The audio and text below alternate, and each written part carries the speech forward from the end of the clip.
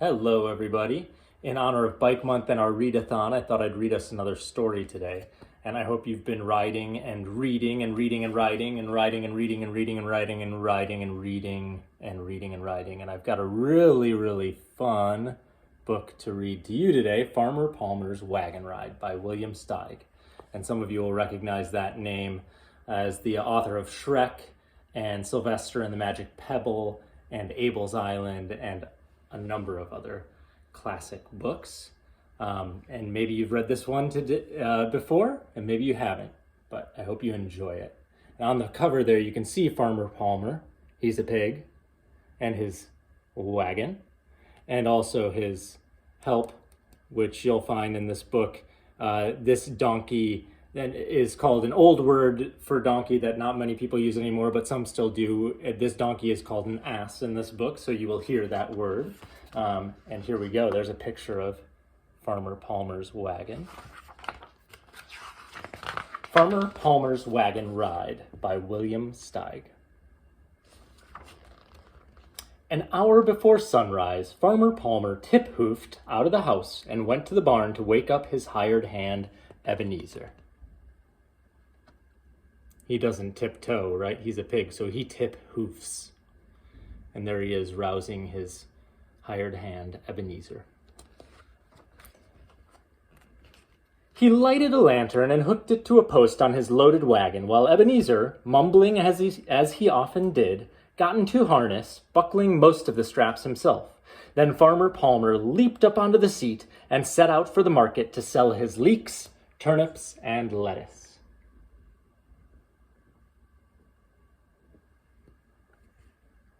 About 8 o'clock they rolled into town, Ebenezer plodding, nodding, and staring at the ground through his thick glasses.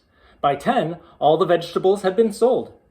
Farmer Palmer's pockets bulged with money, and he spent some of it on presents for his family. For his fine, fat wife, he bought a camera. For his fat son Mac, who liked to build things, he bought a tool chest. For his fat daughter Maria, a bicycle, because she'd been wanting one. And for his fat son Zeke, who was musical, a harmonica. For his fat self, he got a silver watch. And for old Ebenezer, who was subject to sunstroke, a straw hat to keep the sun from toasting his noggin. Ebenezer hadn't expected a present. "Swish my tail," he murmured bashfully as he hugged Farmer Palmer to his furry chest.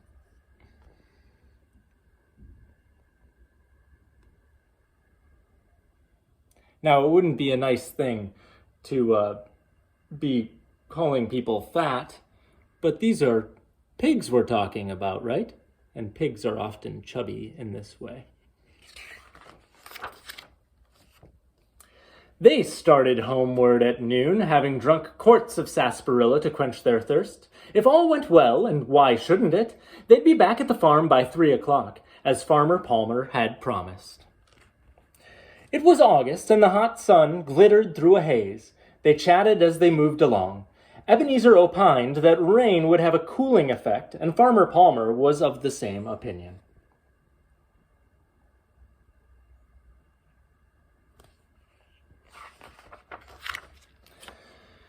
Then they were both silent and listened to the zizzing, zagging, chirring, whirring of the heat-charged insects. Farmer Palmer mopped his hot head with a red rag and thought of home. He wanted to be back with his fine, fat family and watch their faces as they received their gifts.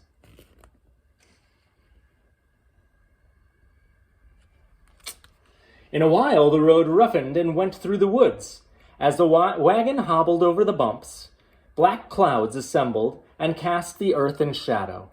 Harum-scarum gusts of wind turned the leaves this way and that. Then the rain they had hoped for came, with scattered drops as big as acorns slapping down, followed by a drubbing deluge.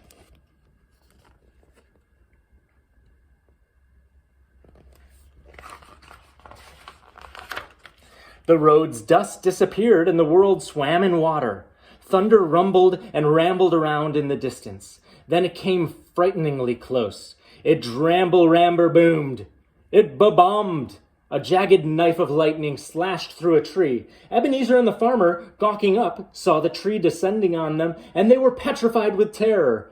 Both realized they would rather not die at that particular time.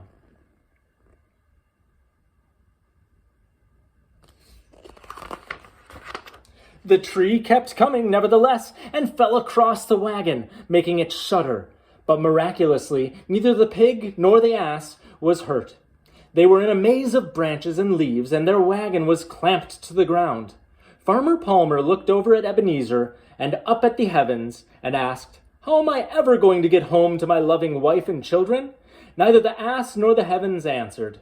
He disposed of his own question by reaching under some branches for his son Mac's tool chest and extracting a saw and axe.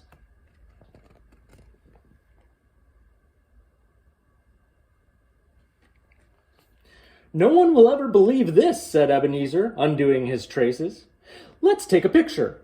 He found Mrs. Palmer's camera, covered his head with the black cloth, and photographed the pig angrily chopping away. Then they both went to work hacking and sawing, with a thuck-thwuck and a whoosh-sheesh and a whoosh-sheesh. In a couple of hours, the tree was in pieces and the wagon was free. The rain had stopped and the sun shone. It was no cooler.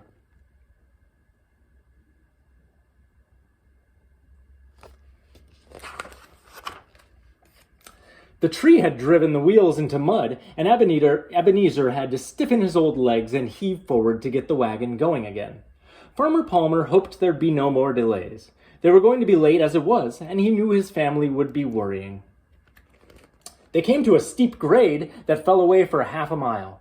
Partway down, the wagon jolted and shook loose a nut that held one of the wheels to its axle. The wheel said goodbye to the wagon and raced down the hill, delighted to be on its own. Farmer Palmer jumped from his seat and went galloping after it. "Please stop," he yelled. "Please stop or I'll never get home. My wife and kids are waiting." The wheel had no interest in Farmer Palmer's predicament. It leaped and jounced and tore along, and the exasperated pig could only tear after. Farmer Palmer felt Zeke's harmonica bouncing about in his pocket. He yanked it out, winded as he was from running, and he managed to play a short tune, inbreathing some of the notes. Rhythmoo, zee-zoo, zee-zweez, waddle-brattle-doo.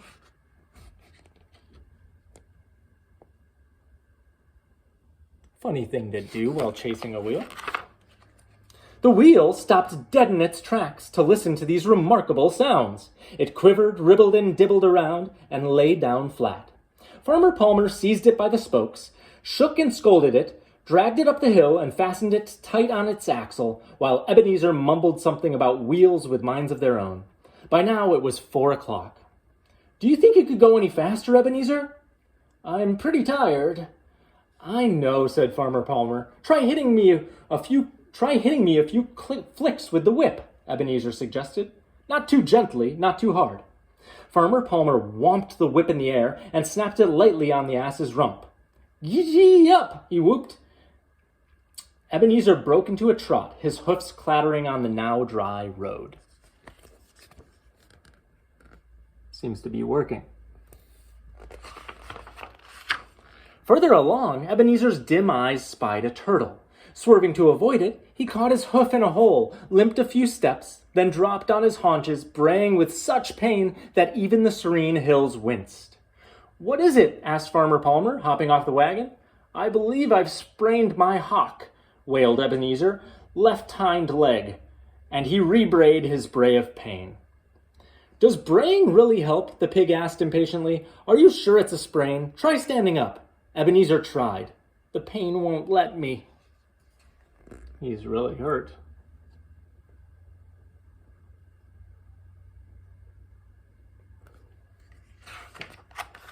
He began to bray again, but made it a grunt.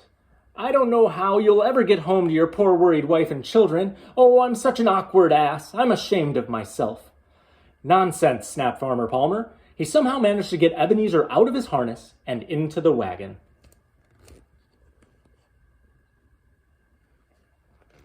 The ass lay there staring as Farmer Palmer got between the shafts and fastened the harness on his own fat belly. "Bats and barnacles," Ebenezer exclaimed, taking a picture of the pig as a beast of burden.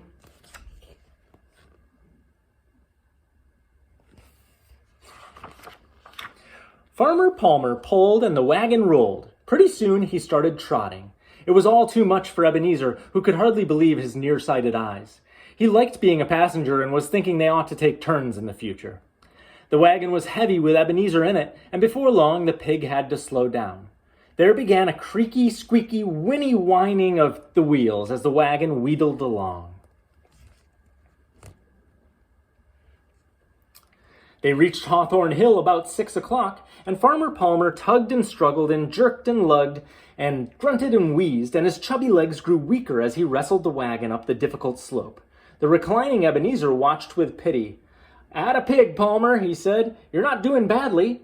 These words of encouragement helped. They maddened Farmer Palmer just enough to give him enough strength to reach the top. There he rested a moment and looked with relief at the downgrade. He would just coast along as the wagon descended on its own weight.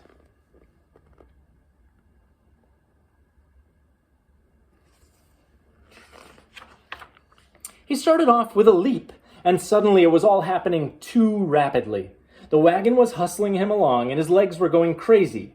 Then he was lifted into the air by the shafts, with his feet churning around like a whirligig. He was sure he was seeing the last of this world as it flashed past. Ebenezer brayed his dismay to the encircling heavens and tried too late to yank on the brake. There was a bib-bibbity-rip-ribbity-rip as the wheels ricketed over rocks and ruts and tore loose from the wagon, flying their separate ways. Ebenezer somersaulted backward over the backboard, and Farmer Palmer kissed the ground as the wagon shot over him.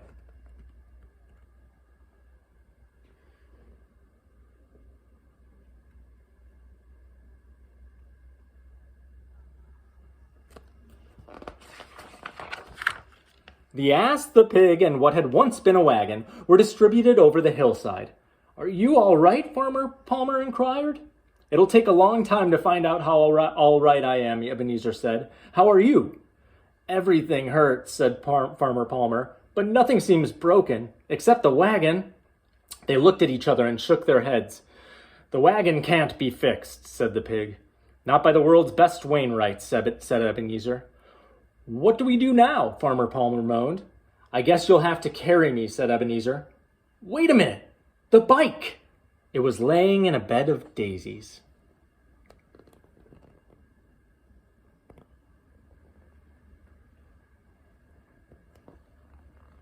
"Holy hog," said Farmer Palmer. "That's it." He mounted the bicycle and propelled himself a few yards. "This will do it," he cried. "Let's get going." Using bits of harness, he fastened the tool chest to the carrier behind the seat and strapped the camera with its tripod to Ebenezer's back. Then he straddled the bicycle and waited, hoofs on handlebars, while Ebenezer climbed aboard and locked him in a safe embrace.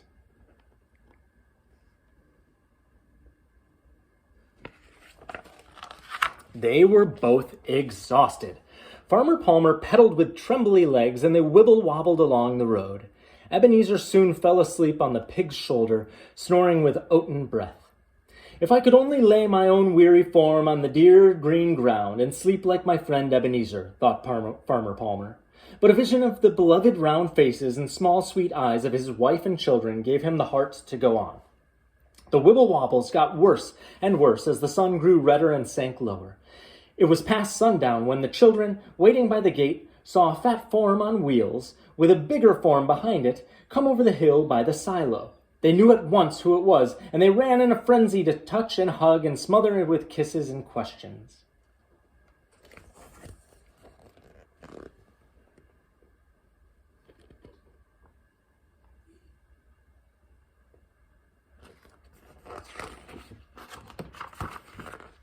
Mrs. Palmer, who had been watching from the kitchen, followed swiftly and dove into the group, laughing, kissing, and wiping her wet eyes on her apron. Her husband cried and laughed too, and old Ebenezer let out a resounding bray of joy. The travelers were safely home. A little later they sat down, chattering, to a festive dinner, but old Ebenezer had to have his in bed with a poultice on his sprained hock.